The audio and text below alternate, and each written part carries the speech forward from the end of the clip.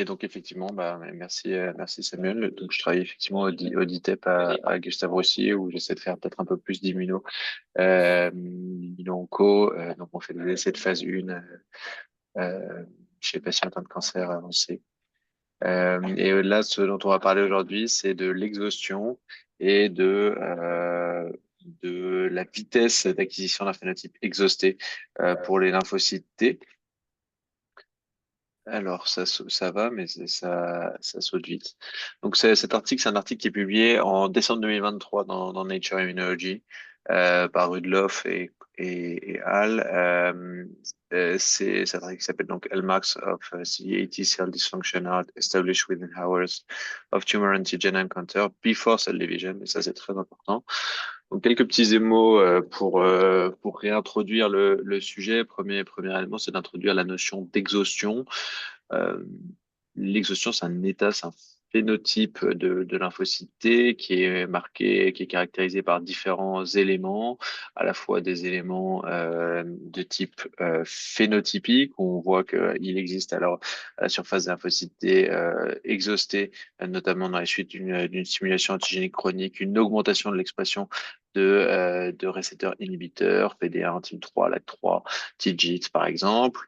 Et puis, il existe également une réduction des capacités fonctionnelles. Donc, c'est une deuxième forme de définition finalement d'un lymphocyte T exhausté avec une diminution de la capacité de production d'IL-2, d'interféron gamma, TNF-alpha, une diminution de leur capacité cytotoxique, notamment en présence de cellules tumorales, ce qui va nous intéresser pour cet article, diminution des capacités prolifératives. Bon, ça, il y a différents éléments qui ont été étudiés au sein de ces lymphocytes T qui ont un phénotype exhausté, plutôt la partie transcriptionnelle et puis l'épigénétique, on va en parler, puis la partie plus métabolique, dont on va pas trop parler.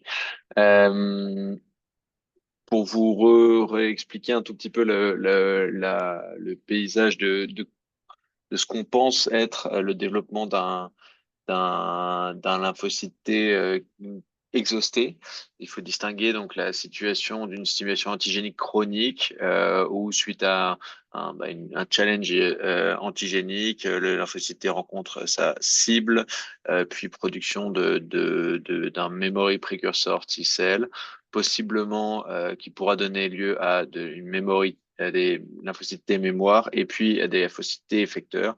Et également, on sait en fait que ces lymphocytes T naïfs vont aussi donner lieu à ce qu'on appelle directement les lymphocytes T effecteurs avec des lymphocytes T effecteurs de courte vie, les short-lived effector T cells. Là où, dans un contexte d'antistimulation antigénique chronique, ce qui a été assez clairement démontré, c'est qu'il existe différents états d'exhaustion, avec des états qui sont progenitor exhausted, et puis progressivement, avec de plus en plus de dysfonctions qui sont associées, de plus en plus d'expression de récepteurs inhibiteurs, on acquiert un phénotype qui est terminally exhausted. Et donc, on passe finalement d'une exhaustion qui est faible, on va dire, qui est encore réversible, à une exhaustion qui est véritablement terminale, avec des questions qui existent. Qu'est-ce qui se passe pour un lymphocyte T naïf, dans un contexte de stimulation antigénique chronique, devienne progenitor exhausted? Est-ce qu'il existe déjà une première cellule d'origine dès la rencontre, la première rencontre de l'antigène? Ça, on va en reparler.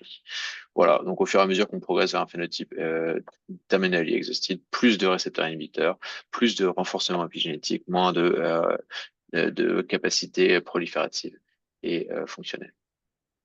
Ce qui est important de souligner, c'est que le plus souvent, nos études d'épigénétique et les études en général, même d'exhaustion, elles se basent sur un modèle viral qui est assez connu, qui est le modèle de LCMV, qui est un modèle murin, et qui permet de différencier entre le LCMV acute, donc enfin aigu, donc ça c'est le, le LCMV Armstrong et puis le clone 13 qui va induire des infections virales chroniques. Et donc, en fait, on fait des différences de phénotype et de transcriptomique de lymphocytes T avant et après ces deux types d'infections, un virus qui est par ailleurs quasiment similaire.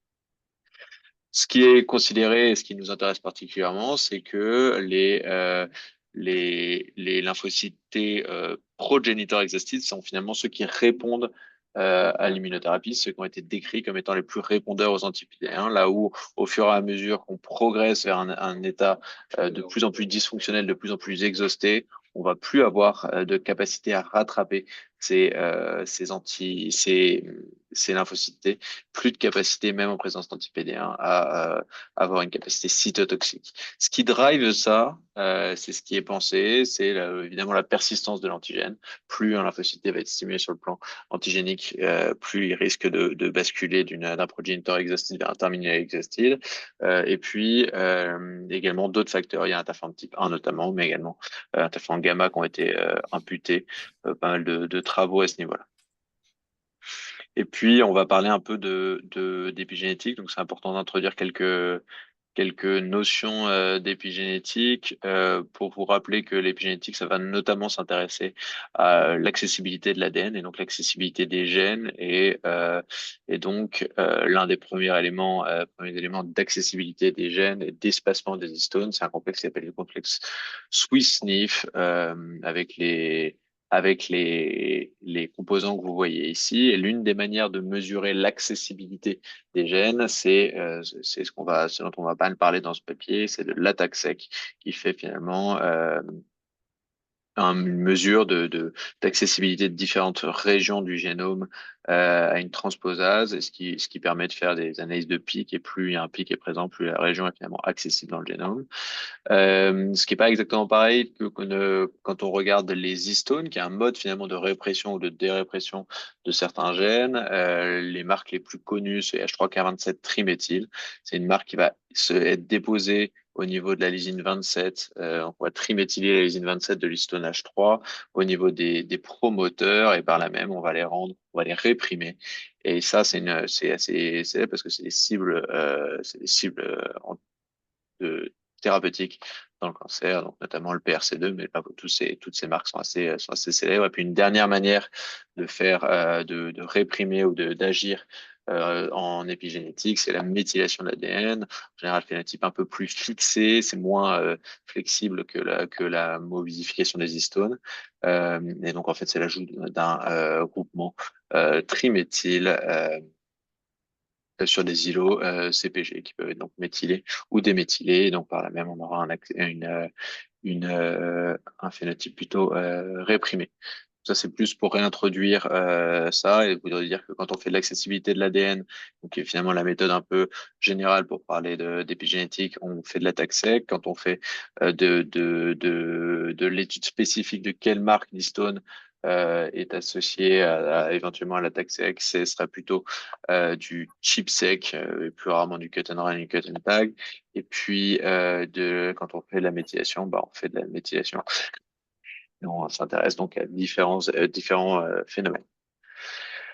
Alors, ce qui s'est intéressé plusieurs papiers qui ont suggéré un remodelage épigénétique associé à tout le remodelage chromatinien associé à la dysfonction et à l'exhaustion, notamment ce papier publié dans Nature en 2017, qui s'est intéressé à finalement le phénotype de lymphocyte T CD8 naïf après leur rencontre d'un antigène qui est un antigène tumoral, et qui a décrit qu'il existait donc deux types d'états.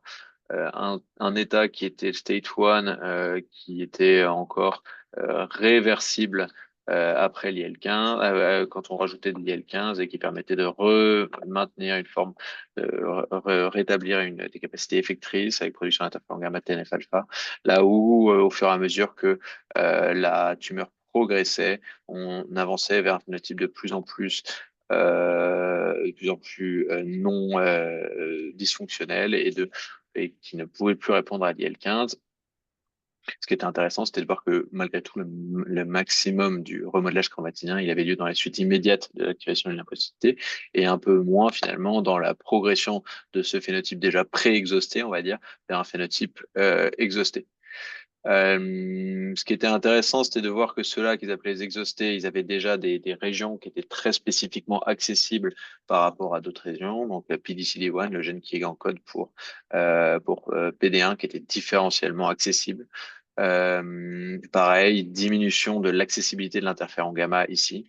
Et puis, ce qui était intéressant, c'était que il y avait toutes les régions qui étaient plus accessibles. Elles correspondaient à des sites de fixation de facteurs de transcription comme NFAT-C1, qui est assez connu pour être induit en dessous du TCR. Et ça, c'était des régions qui étaient notamment dans les promoteurs de CTLA4, PDC1, TIGIT, etc. Donc tout ça, c'est des choses qui sont assez connues. On sait que stimulation antigénique chronique avec le TCR, ça induit tout ça. Ça induit l'expression progressive de récepteurs inhibiteurs et la dysfonction du lymphocyte T. Ce qui est assez intéressant, c'est que il y a eu toute une littérature qui est apparue notamment en 2019 avec deux papiers en back-to-back dans Nature qui ont pointé un facteur de transcription comme étant potentiellement associé à est-ce que vous pouvez juste couper les trucs là? Je suis désolé. Les- le micro. Et pardon. Hop. Et donc, ouais, TOX, qui sera un facteur de transcription qui serait particulièrement associé à la progression et vers un phénotype plus exhausté. Et donc, ça, c'est deux papiers. Le papier de Scott qui démontre que dans les suites d'une stimulation du TCR, NFAT se fixe dans le locus, dans le promoteur enfin, proximité du promoteur de TOX et l'induit et que avec des modèles à la fois d'hyperexpression de TOX ils induisaient un phénotype qui était dysfonctionnel avec beaucoup d'expression de checkpoint immunologique et une, euh, une réduction des capacités de stemness, donc de reprolifération, et donc finalement une phénotype peut-être un peu plus exhausté. Et puis à l'inverse, c'est un modèle tox-KO dans lequel ils induisaient un phénotype d'expression de checkpoint, moins d'accessibilité enfin plus d'accessibilité pardon de gènes associés à la stemness et à la capacité proliférative notamment de ces lymphocytes T, et donc finalement un phénotype moins exhausté. Donc, ce qui les amène à dire, finalement, TOX c'est un facteur de transcription majeur qui conduit à un phénotype très exhausté. Après ça, si la fin du papier reste un tout petit peu décevante, parce que les cellules TOX-KO, elles restent quand même dysfonctionnelles à la fin. Donc, ce qui montre quand même que TOX pas complètement parfait. C'est pas on-off et TOX et l'interrupteur. Un peu le même message dans Cannes, qui est donc l'autre papier publié en parallèle, où on voit que l'expression de TOX est associée à des phénotypes terminally exhausted. Dans un modèle d'infection, on voit que en situation aiguë, TOX va être exprimé de manière transitoire, notamment dans les memory précurseurs, et puis après ça, un peu moins dans les short-lived effector cells. Et puis en cas de stimulation antigénique chronique, notamment d'infection chronique, mais aussi de mélanome, de cancer du sein, de poumon, il y a beaucoup d'expression de TOX, beaucoup du coup d'expression de checkpoint immunologique, diminution de capacité de production cytokinique. Et donc, et un peu de la même manière, des cellules TOX-KO, des lymphocytes TCD4 TOX-KO, répondent initialement plutôt pas mal aux infections virales chroniques, mais en fait, ils persistent pas, ils n'arrivent pas à persister dans les modèles infectieux. Donc ça, c'est des notions assez intéressantes. Donc TOX, pour la faire simple, TOX dans les lymphocytes T, euh, a un impact pour la conception actuelle, c'est ça, c'est une cellule présentatrice d'antigène induit la stimulation de TCR. Le TCR induit une activation de la voie calcineurin. La calcineurin induit euh, la translocation nucléaire de NFAT. NFAT induit l'expression de TOX. TOX induit l'augmentation de récepteurs inhibiteurs, la diminution de cytokines. Euh, voilà, ce qui amène au fur et à mesure de l'accumulation de tox à un phénotype de plus en plus exhausté. Ça, c'est un petit peu la considération. Puis, si vous vous souvenez le schéma précédent, bah, en fait, ce qui est depuis considéré comme étant le gold standard, on va dire, de phénotype, c'est que les progéniteurs exhausted sont des cellules qui sont TCF1 high, donc encore TCF1, donc qui est un marqueur de stemness, de capacité proliférative et faible expression de tox. Là où, au fur et à mesure qu'on progresse vers un phénotype de plus en plus épuisé, le TCF1 devient plus faible et à l'inverse, on a une augmentation de TOX, le facteur de transcription dont on vient de parler. Et les questions qui se posent à la suite de de cette longue introduction, c'est finalement est-ce que les lymphocytes T sont déterminés de manière très précoce à devenir épuisés? Est-ce qu'il existe des lymphocytes T pré-épuisés avant même de parler de précurseurs? Est-ce que avant même d'être précurseurs, avant même d'être peu épuisés, est-ce qu'ils sont déjà pré-épuisés? Un peu la question qui se pose. Et puis les autres questions qui se posent, c'est nécessairement quel est le rôle du micro-environnement tumoral, quel est le rôle de la stimulation antigénique chronique, finalement, qui fait quoi. D'où le papier dont on va parler.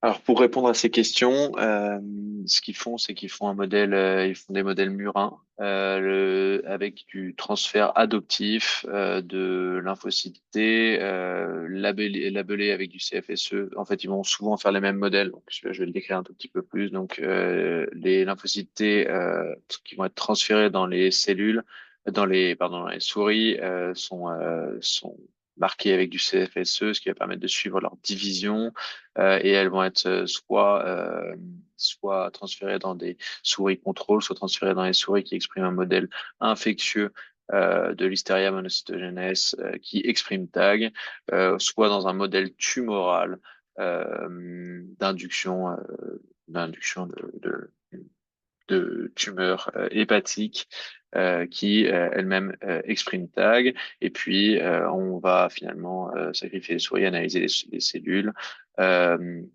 au time point que vous voyez là, 12 heures, 36 heures, 48 heures et 60 heures. Ce qui est assez intéressant, c'est de voir que finalement, quand ils prennent la rate des souris infectées ou le foie des souris tumorales, on va dire, globalement, les lymphocytes T qui ont été transférés, ils ont proliféré de la même manière. Ce qu'on voit, c'est que CFSE est de plus en plus dilué et de manière similaire dans les deux modèles. Par contre, et ce qu'on voit aussi, et c'est assez intéressant, c'est que le CFSE est comparable dans les deux modèles, mais que des marqueurs d'activation particulier CD44 sont comparablement exprimés. Donc, pareil, dans les deux modèles, autant de prolifération, autant d'activation. Ce qui est assez intéressant, c'est qu'ils vont pousser, alors ils vont prélever et restimuler ex vivo avec du tag couplé à du CMH. Et donc finalement, ce qu'ils vont observer, c'est qu'en restimulant ces lymphocytes T après 48 heures ou 60 heures dans la souris, les lymphocytes T issus de cellules de souris tumorales sont incapables de reproduire du TNF ou de l'interféron. Donc là, vous l'avez ici, c'est la même chose et moins de capacité également de dégranulation. Et ça, c'est directement ex vivo, c'est-à-dire que c'est pas après restimulation par 4 heures. On voit c'est qu'il y a moins de perforine granzyme dans les cellules tumorales, dans les lymphocytes euh, transférés dans les souris tumorales que dans les souris infectées.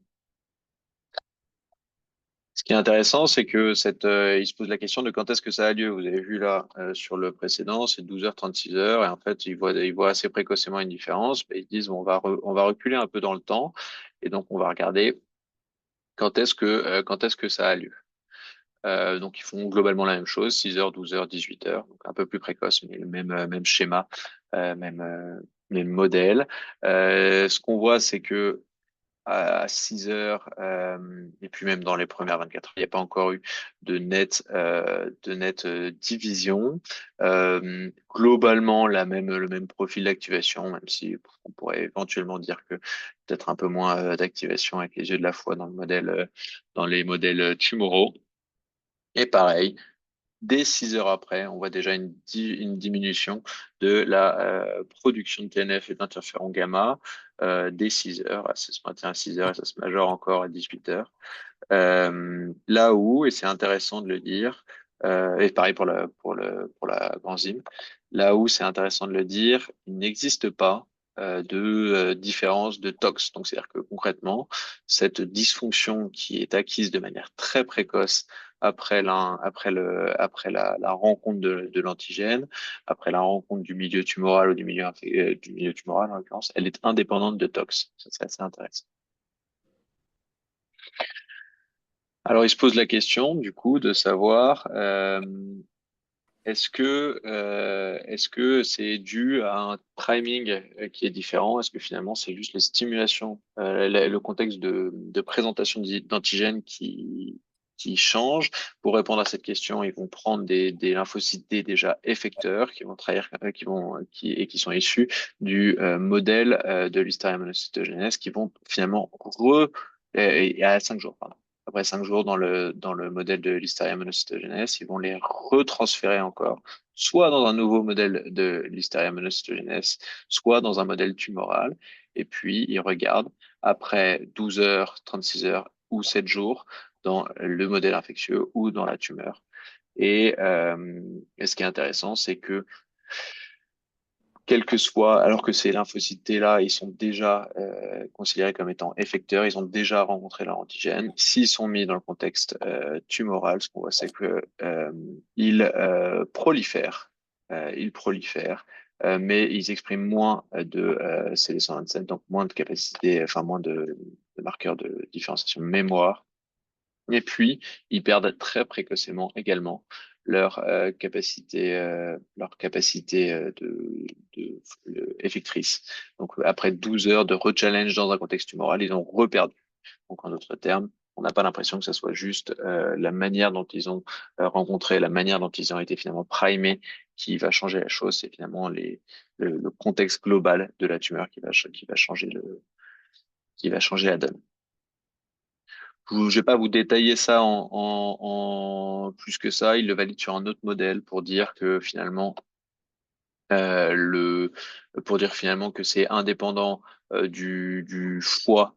Donc ils vont le faire avec B16, avec des modèles B16 OVA, et que c'est différent de l'antigène aussi. Donc ils prennent un nouvel antigène, c'est pas TAC, c'est OVA, donc le valbumine, et B16, des modèles de mélanome. Et ils vont analyser des métastases pulmonaires. Globalement, ils trouvent exactement la même chose. C'est-à-dire que les lymphocytes T dans les modèles tumoraux ou dans les modèles infectieux prolifèrent de manière équivalente, mais que les lymphocytes T dans un contexte tumoral perdent de manière très précoce et avant la première division leur capacité à produire de l'interféron gamma du TNF.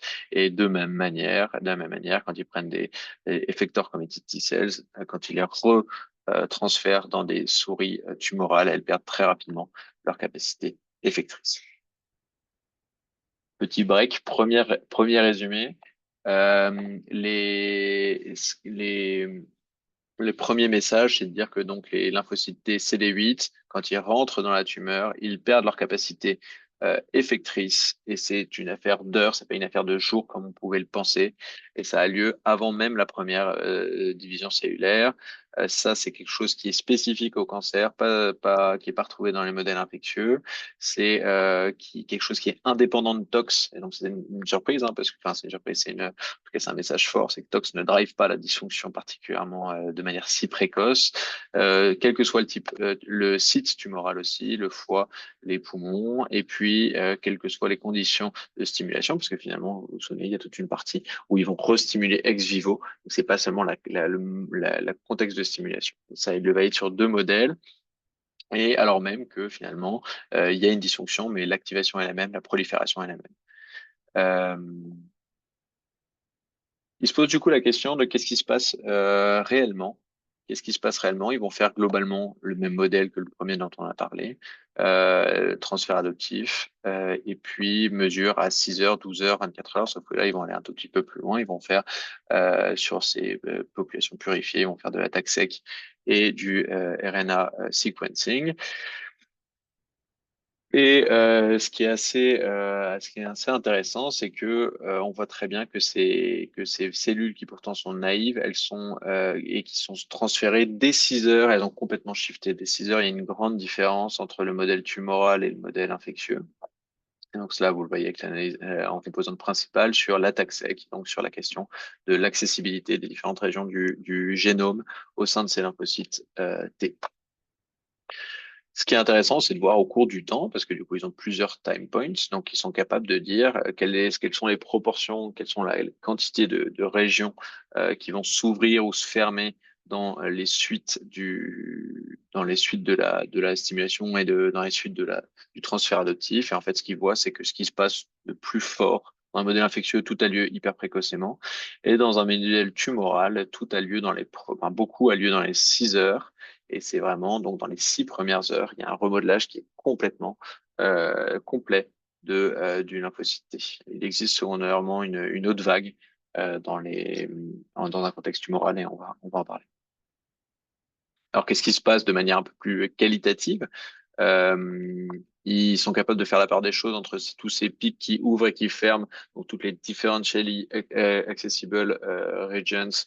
Euh, et donc, celles qui sont communes, elles vont avoir tendance à considérer qu'elles sont spécifiques de la stimulation UTCR. Il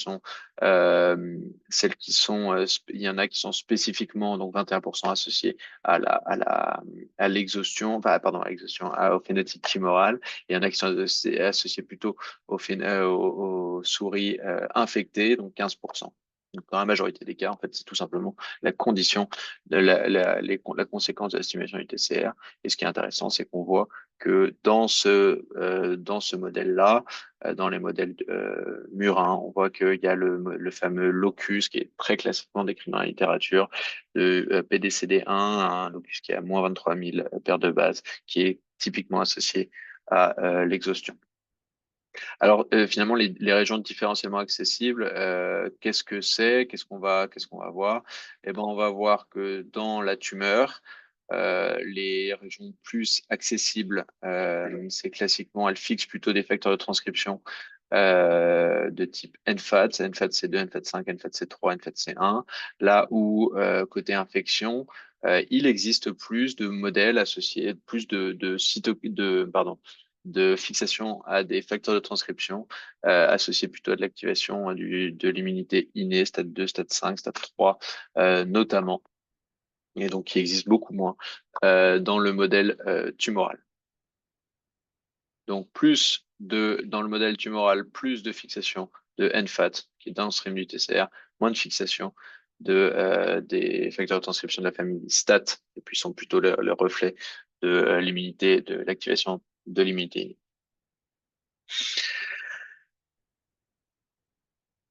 Ils vont regarder en RNA-seq est-ce qu'ils retrouvent exactement, est-ce qu'ils retrouvent les mêmes choses, c'est-à-dire est-ce que ces modifications d'accessibilité du génome sont associées à des différences d'expression de gènes?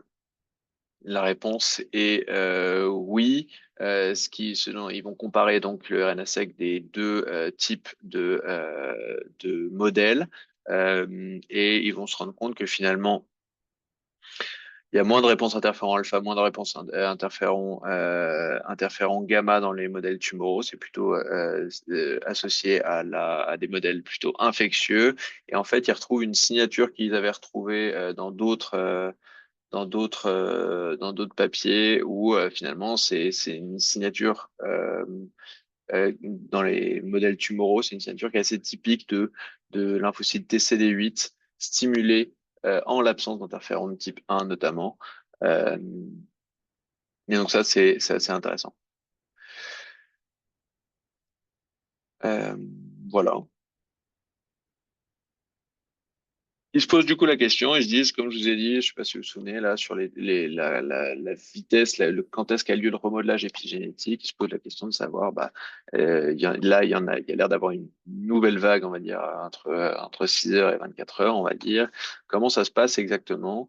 Et donc, ils vont finalement suivre ce qui se passe au cours du temps, ce qui est d'autant plus intéressant que classiquement, on avait tendance à considérer l'exhaustion comme étant un phénomène qui se passait en jours, quoi. Et ils vont décrire finalement trois pics. Trois pics. Un premier pic qui a lieu très précocement dans les 6 premières heures. On voit quand même qu'il y a un gap, hein, donc c'est un peu difficile. Moi, personnellement, c'est une critique qu'on pourrait faire.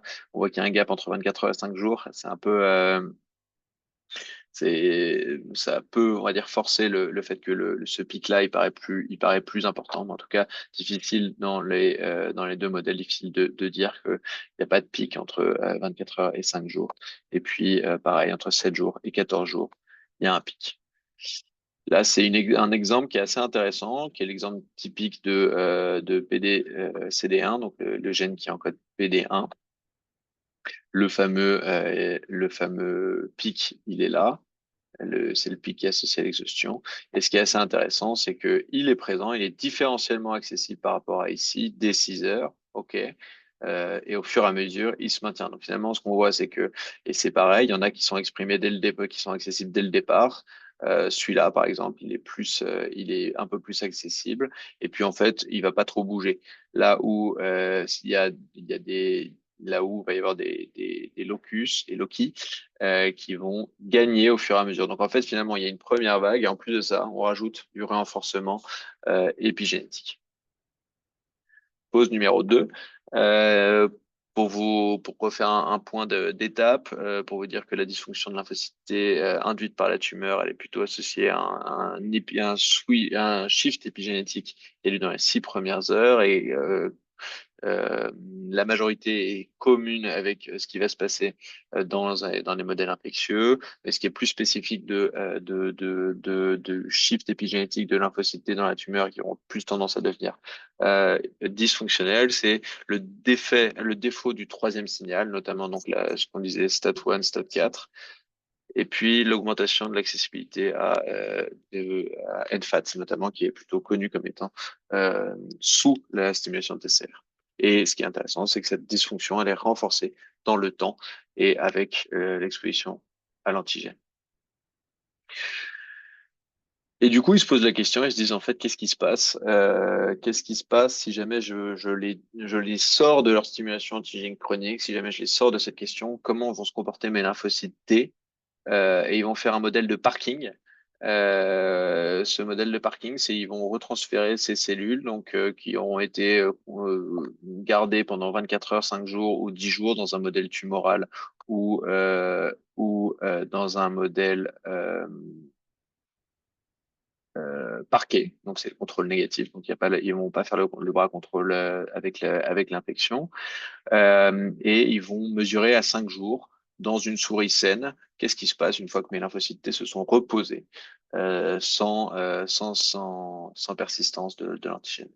Ce qu'on voit très bien, c'est que après le parking en violet, donc il existe une diminution du phénotype exhausté, c'est-à-dire qu'il existe une diminution de PD1. Alors d'autant plus que ce renforcement épigénétique n'a pas eu lieu, donc d'autant plus que par exemple la cellule n'est restée que 24 heures dans le modèle tumoral, on voit qu'elle repère complètement l'expression de PD1 par rapport à des cellules qui étaient restées naïves. Et pareil, on voit que on perd l'expression de tox pour le coup, de manière assez homogène. Par contre, on perd l'expression de tox, on perd l'expression de PD1, mais on ne restaure pas la fonctionnalité des lymphocytes T.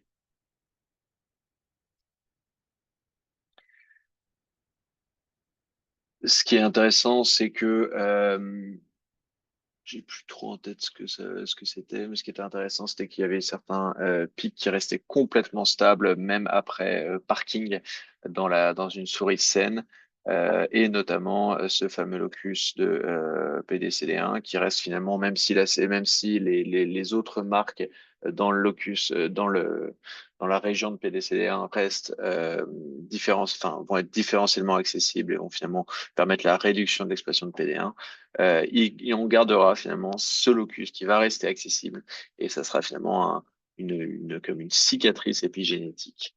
Euh, donc, voilà. Donc, au total, la tumeur, elle induit une perte de fonction effectrice rapide, moins de 6 heures, et avant même avant même la division cellulaire. Ce qui est intéressant, c'est que ce phénomène, il a lieu avant ce qu'on définit comme étant le signaling de tox, avant le fait que TCR, NFAT soit trop soutenu. C'est indépendant de la manière dont le lymphocyte T a été finalement a rencontré pour la première fois son antigène. Et puis, épigénétiquement et transcriptionnellement, défaut dans le troisième signal, augmentation de l'accessibilité à la famille NFAT. Euh, cette dysfonction, elle est présente dès le début, mais elle va se renforcer, elle va devenir de plus en plus irréversible, comme suggéré dans d'autres modèles, ce qui va permettre l'expression de TOX progressivement, et puis ce qui va permettre progressivement également l'épi, la dysfonction de lymphocyte T, qui va être plus imprimée épigénétiquement avec cette cicatrice épigénétique dont on a parlé. Et puis, même si on expose, même si on retire le trigger de tout ce qui se passe, ces cellules restent dysfonctionnelles, même si on retire TOX, on retire PD1, même si on retire le TCR NFAT signaling, elles restent dysfonctionnelles, ces cellules. Donc quelques mots de limites et de forces de ce papier. Les forces, elles sont multiples, hein. C'est un très joli papier avec beaucoup d'expériences fonctionnelles de modèles murins qui sont complexes avec des transferts adaptifs. Les technologies utilisées avec de la multiomique, c'est pertinent parce qu'on va s'intéresser à l'épigénétique, la transcription, la protéine. C'est quand même, on est vraiment dans une démarche multiomique. Et puis on valide ce qui a été retrouvé avec différents modèles tumoraux. Donc ça, c'est une grosse force aussi. Les limites potentielles, c'est que ça aurait été assez joli de s'intéresser à la biologie humaine, à ce que finalement ce qui se passe dans les souris, c'est pas toujours ce qu'on observe chez l'humain. Donc est-ce qu'il existe, est-ce qu'on aurait pu identifier une signature attaque sec de ces tout premiers lymphocytes T qui deviennent dysfonctionnels dans les 6 premières heures et secondairement les, et puis, secondairement, tenter de l'appliquer sur des données de single cell attack sec de patients, de tumeurs de patients, voir si ces lymphocytes sont effectivement présents, comment ça se passe, est-ce qu'on trouve les mêmes choses. Ça aurait été intéressant peut-être de se poser la question du fait que euh, on parle quand même de modèles qui sont radicalement différents. Il y en a un où c'est infecté, l'autre c'est la cellule des cellules tumorales et très bêtement, ça se voit très bien dans les différences d'accessibilité des, euh, des, des facteurs de transcription. Ce qu'on voit très bien, c'est que dans le modèle infectieux, il y a beaucoup plus facteurs de transcription de la famille STAT qui sont plutôt downstream de l'IL1, l'IL6, l'interféron type 1, etc. Et donc finalement, on parle probablement pas du tout de la même chose.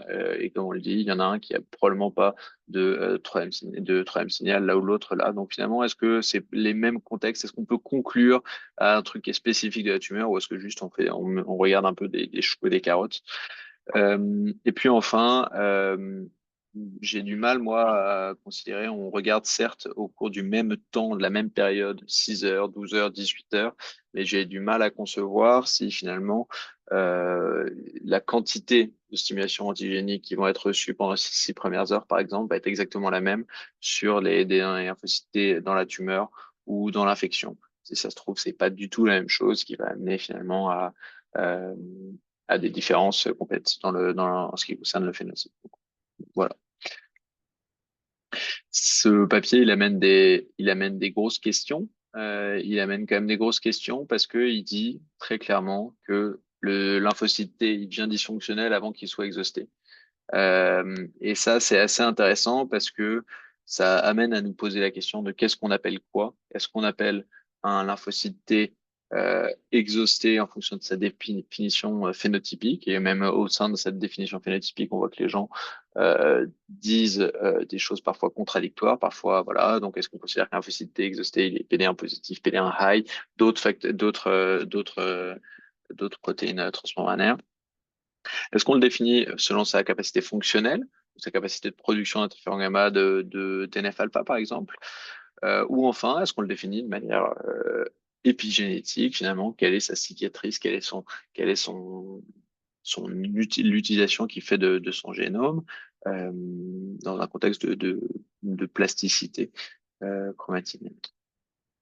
Et là-dessus, en fait, on voit que probablement la question de cette dysfonction du lymphocyte T qu'on a du mal à caractériser, qu'on a du mal à étiqueter complètement exhaustion et qui amène probablement à parler de plusieurs phénomènes distincts sous la même étiquette.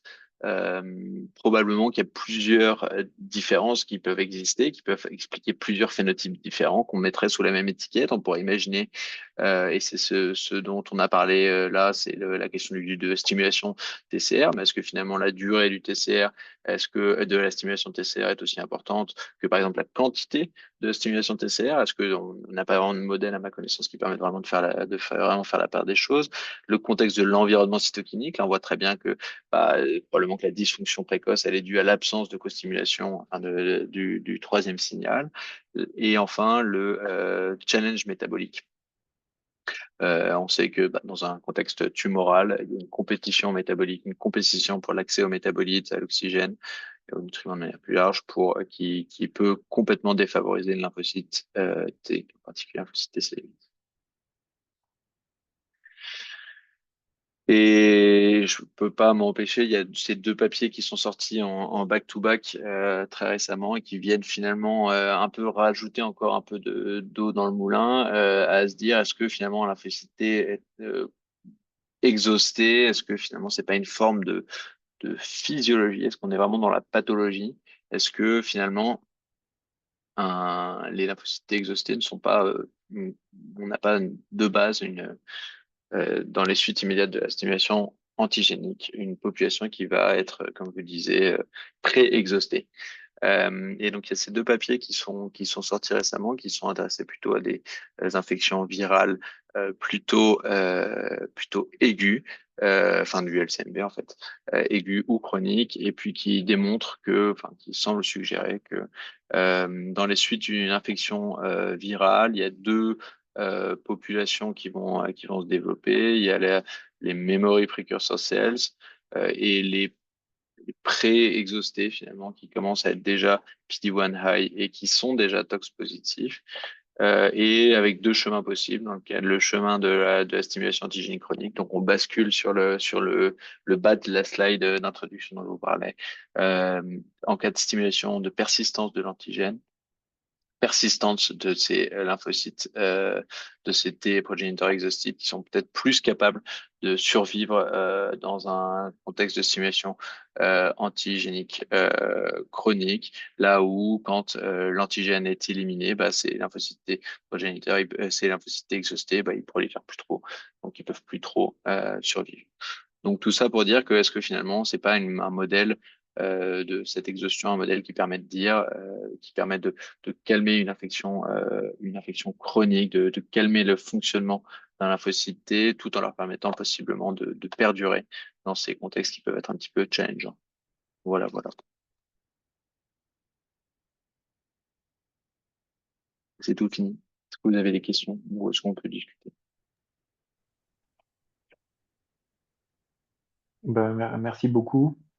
Euh, c'était super intéressant et en même temps, c'est un peu déprimant de se dire qu'en fait, tout se passe tellement vite dans les premières heures de l'apparition d'une cellule tumorale et là, il n'y a personne qui est là pour faire quoi que ce soit. C'est-à-dire que si tu as envie de réverser les choses, c'est un peu râpé. Ils abordent pas du tout, ils envisagent pas du tout comment on pourrait réverser ce phénomène à part agir très très tard, en fait, finalement. Parce que Ou alors, si on voulait trouver des pistes thérapeutiques, peut-être sur ça, en fait, peut-être se dire que cette dysfonctionnalité très précoce, elle est due au fait qu'il y a pas de stimulation antigénique et donc qu'il n'y a pas de stimulation, pas de l'immunité innée. Peut-être se dire qu'à ce moment-là, rajouter un peu d'interféron alpha, faire de la manipulation un peu cytokinique pour rajouter du troisième signal. Nous, il y a beaucoup d'intérêt sur tout ce qui est, c'est un peu à la baisse, hein, mais tout ce qui est sting agoniste pour production d'interféron alpha. Il y a des médicaments en développement aussi, des cytokines, hein, tout ce qui est IL-12, IL-2, etc. Pourquoi pas, hein. Mais Mm. peut-être que c'est sur ça qu'il faut jouer.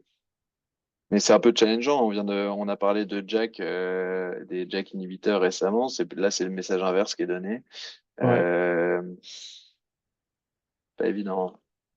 Non, c'est clair, on voit pas bien comment on pourrait. C'est un mécanisme qui est vachement intéressant, qui aussi fait réfléchir sur le plan de l'auto-immunité, évidemment. Je trouvais que ça, c'est pas le sujet là, mais c'est quand même la stimulation antigénique chronique, c'est quand même une des bases de l'auto-immunité, et donc ça explique pourquoi on observe aussi de l'exhaustion dans cette situation-là.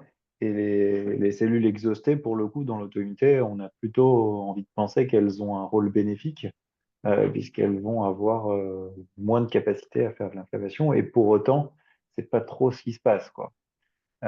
Puisque on a quand même des maladies qui persistent malgré la stimulation antigénique chronique. Donc, je pense que c'est plus complexe et qu'il y a plein de choses différentes à envisager. Et effectivement, mais c'est intéressant de voir que l'épigénétique va réagir très rapidement. On ne sait pas très bien quels sont. Enfin, pour toi, les signaux là sont suffisamment clairs pour dire que ça a un impact épigénétique aussi rapide. Est-ce que ça te paraît réaliste qu'il y ait ces variations si rapides? Bah, sur de l'accessibilité, enfin, sur des mécanismes, mais ils se mouillent pas trop, hein. C'est rare d'ailleurs qu'il y ait des papiers d'immuno qui se mouillent sur de l'épigénétique un peu Mm. plus poussé. Mais en gros, pour repartir sur le truc initial, là, il reste, il reste finalement sur une attitude qui est très pragmatique, qui est juste est-ce qu'on a des pics qui sont plus accessibles, est-ce que l'ADN est plus accessible, mais ils vont pas s'intéresser à qu'est-ce qui cause l'accessibilité de l'ADN, ils vont pas du tout s'intéresser au mécanisme.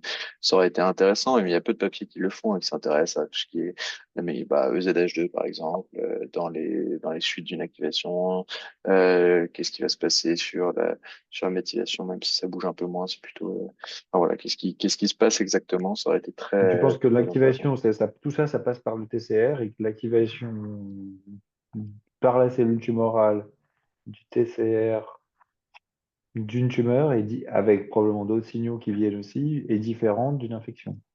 Et donc ça va provoquer un signal épigénétique différent que l'infection dans les 6 premières heures. C'est ça quand même le postulat. En fait, ce qui est magnifique avec ce papier, c'est qu'il répond pas à la question. Ouais, c'est ça. C'est qu'il répond pas à la question de qu'est-ce C'est-à-dire que qui se cette passe question-là, moi, finalement. je me la pose depuis le début de ce que tu racontes et je me dis, effectivement, c'est un peu compliqué Finalement, c'est un de papier comprendre. qui pose plus de questions qu'il y répond finalement. Mais oui, à la fin, il trouve pas ce qui explique qu'est-ce qui se passe dans les 6 premières heures pour l'induire. Euh, Moi, je suis peu convaincu. Euh, par- Enfin, je suis peu convaincu parce que pour moi, bon, il y a des choses, la limite du fait que ce sont des modèles qui sont quand même complètement différents. C'est pour moi, c'est important. Ouais, je suis d'accord. Il y a effectivement peut-être un peu moins d'humilité liée sur leur modèle. Enfin, c'est difficilement complètement comparable. Mais Merci beaucoup. Est-ce qu'il y a d'autres questions, FX, ou n'hésitez pas à lever la main et à prendre la parole. En tout cas, merci pour ce beau topo et d'avoir laissé pas mal de temps pour discuter de tout ça. Ouais, effectivement, s'il n'y a pas d'autres questions, parce que ce que vous veniez de dire, c'est exactement ce à quoi je pensais aussi. Et je trouve que tu le discutais bien à la fin sur une de tes diapositives de discussion, parce que on a, j'ai peut-être, enfin, je me suis demandé à un moment si j'avais raté le début.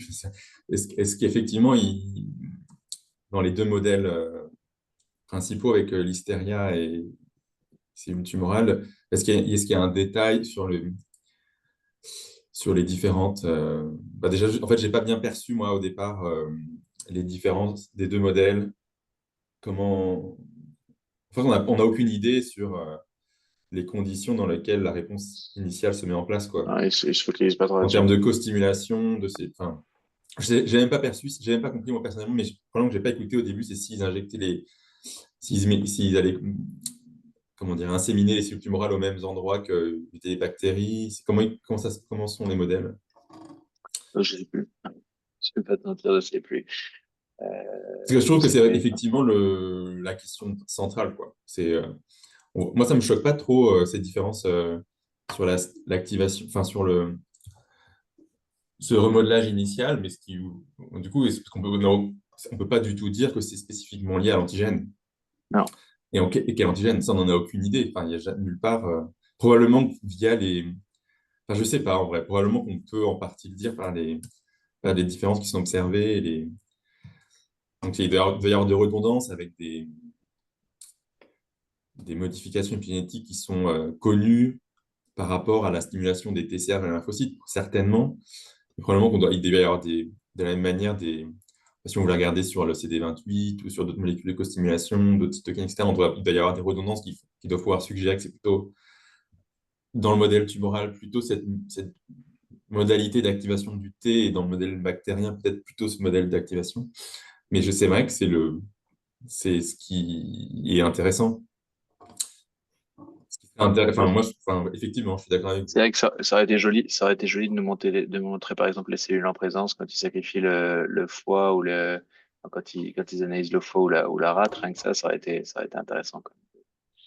Parce qu'on va pas avoir les mêmes, il va pas du tout y avoir les mêmes conditions d'activation, enfin, c'est très caricatural, mais une immunité innée. On va pas avoir les mêmes signaux, Non, c'est ce qu'ils disent les même, mêmes DAMP, les mêmes ils PAMP, etc. s'autocritiquent, hein, Mm. ils s'autocritiquent et c'est dans le papier, ils disent, bah, c'est vrai que on voit des différences, notamment sur l'activation de l'immunité innée, ce qui est attendu, parce que de l'extérieur, ça fait plus d'immunité. Enfin, c'est vrai que c'est dommage ils montent une histoire sur deux choses qui sont pas complètement, sur deux jambes qui sont pas de la même longueur. Et Michael, peut-être tu Je- avais ouvert ta caméra, tu voudrais poser une Oui, question? bonjour. Oui, ben, je voulais déjà féliciter. C'est la première fois que j'assiste à un de ces journal club. Donc, je voulais déjà féliciter le présentateur pour la qualité de la présentation et de la discussion. Surtout, malheureusement, je suis arrivé en cours de route. La prochaine fois, je vous promets, je serai à l'heure. Mais oui, non, le papier est intéressant. Et je pense que ça reprend bah, pas mal de papiers qui sont sortis effectivement sur les débuts de la littérature avec les progenitor exhausted cells et les différences de signatures à la fois transcriptomiques et épigénétiques entre l'infection et le cancer. Et c'est vrai que ce papier-là aussi pointe vraiment sur, à mon avis, sur en fait la différence de la qualité de la présentation d'antigène et pas forcément de l'antigène en lui-même, mais de la cellule qu'il présente. Et vraiment, effectivement, bah, je me souviens que dans les premiers papiers qui avaient été publiés sur ce sujet-là, effectivement, ce qui était mis en avant, c'était plutôt le second signal, le CD28, la costimulation, qui est souvent, dans des modèles tumoraux, souvent, comme on est plutôt sur des antigènes du soi, on a une absence de costimulation lors des présentations, vraiment dans les premières phases, dans les modèles tumoraux. Et là, effectivement, je pense que bah, sur les troisièmes signaux aussi, effectivement, je pense que ça pointe vraiment sur le. Est-ce que même je pense que même, est-ce qu'il n'y a pas des différences entre la nature des cellules qui présentent l'antigène entre les Mm. infections et la tumeur? On sait que dans les tumeurs, il y a les cellules dendritiques en tant que telles, elles ne sont pas si nombreuses que ça. On a peut-être plutôt de la présentation par des monocytes et des macrophages.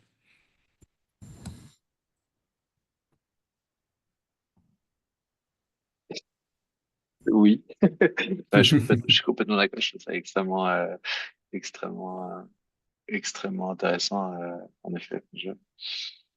C'est sûr que, c'est sûr que après ça, le papier, il répond un tout petit peu, enfin, il tente d'y répondre, mais c'est pareil. Est-ce que c'est complètement, parfait sur leur manip, là, où ils vont dire que finalement,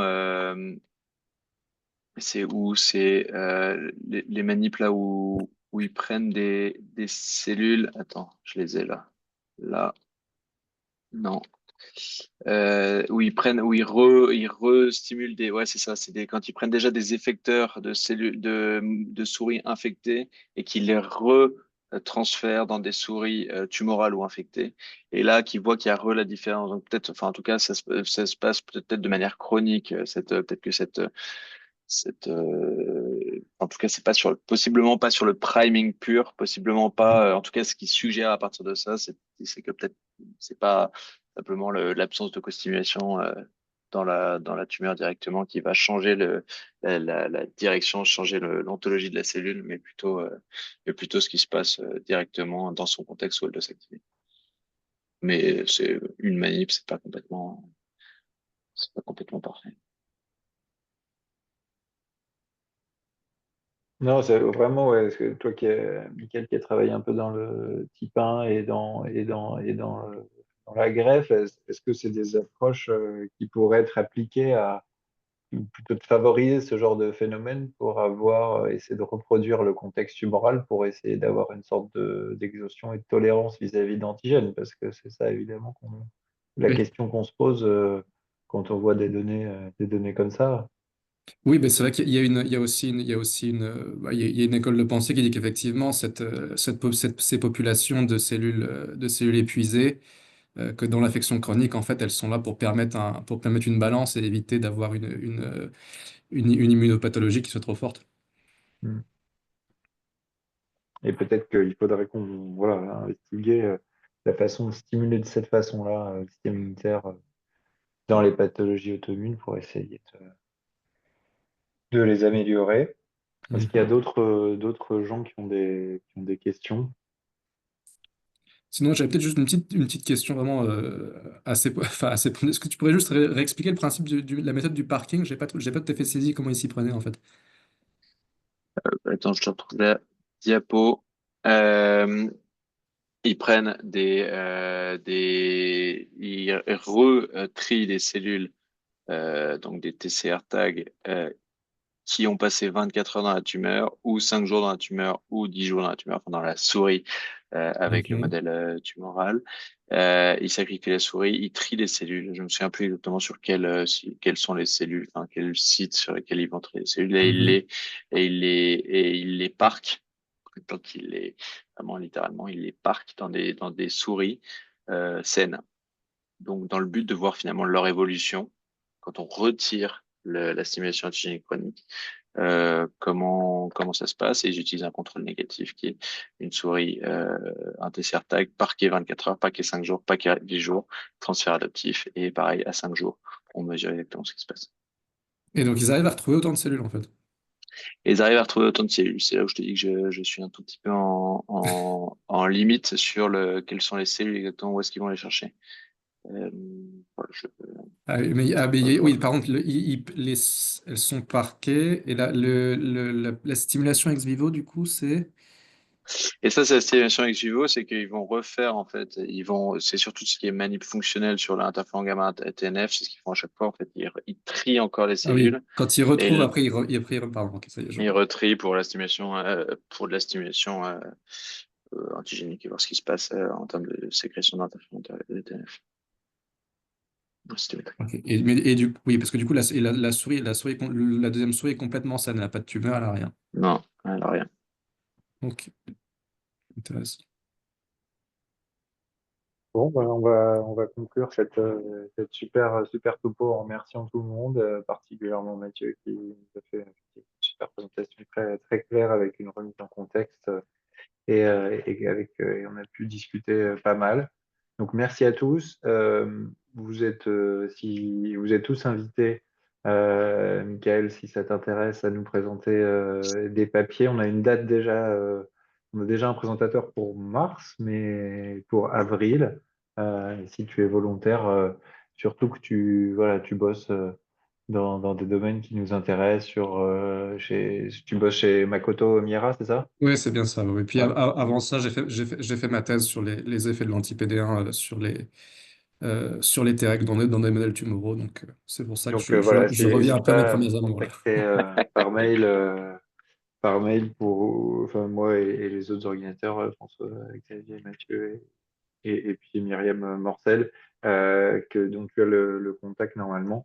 Si tu veux présenter pour avril ou mai, qu'on puisse Oui, alors un papier le mois qui d'avril, ça va est être un voilà, petit peu pas trop. chargé pour nous parce qu'on a l'organisation enfin de l'Assemblée générale et du Scientific Advisory Board du projet. Peut-être plutôt pour le mois de mai, mais en tout cas, sur le Voilà. principe, Non, mais avec voilà. plaisir. Un truc qui est dans ta sphère et qui a un lien, c'est pas forcément de la cancéro, mais qui pourrait être un beau papier de Cartier dans la transplantation Très bien. ou autre chose qui t'a intéressé pour la suite. Donc voilà, merci à tous pour votre participation et on se revoit au mois de mars. Bon après-midi. Merci à tout Merci le monde. beaucoup, bon Merci après-midi. Mathieu. Merci à Merci tous, Samuel. merci.